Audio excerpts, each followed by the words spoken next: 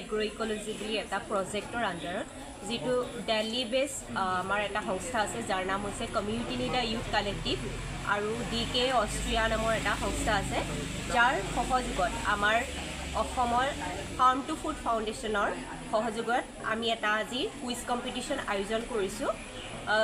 যিটো আমাৰ youth for এগ্ৰ'ইক'লজি বুলি এটা প্ৰজেক্টৰ আণ্ডাৰত কৰা হৈছে তাতে আমাৰ চেঞ্জ মেকাৰসকলে মুখ্য ভূমিকা পালন কৰিছে আৰু আজি আমাৰ খনিকৰ উচ্চ বুনিয়াদী বিদ্যালয়ত এই কুইজ কম্পিটিশ্যনখন আয়োজন কৰা হৈছে তাৰ মূল বিষয়বস্তুটো আমি লৈছোঁ আনকাল্টিভেটেড ফুড জৈৱ বৈচিত্ৰতা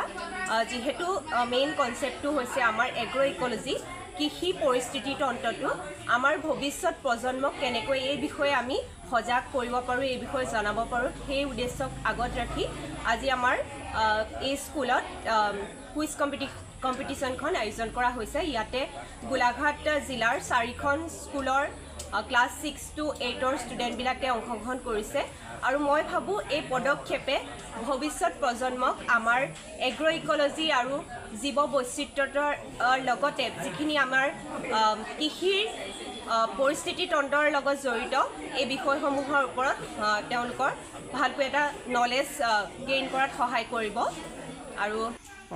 এইটোৰ জৰিয়তে ছাত্ৰ ছাত্ৰীসকলে এই বিষয় সন্দৰ্ভত যথেষ্ট জ্ঞান অৰ্জন কৰিব পাৰিব এটা নতুন বিষয়বস্তু তেওঁলোকক অৱগত কৰোৱা হ'ব আৰু এটা বিষয় ইয়াৰ লগত সংলগ্ন কৰা হৈছে আনকাল্টিভেটেড ফুড যিবিলাক আমি কৃষি কাৰ্য নকৰোঁ কিন্তু তাৰ ফল আমি গ্ৰহণ কৰোঁ যেনে ধৰক ঔটেঙাৰ খেতি আমি কোনেও নকৰোঁ কিন্তু তাৰ ফলটো আমি তাৰ ঔষধি গুণ এই সম্পৰ্কত আমি সকলোৱে জানো বা আমি সকলোৱে সেইটো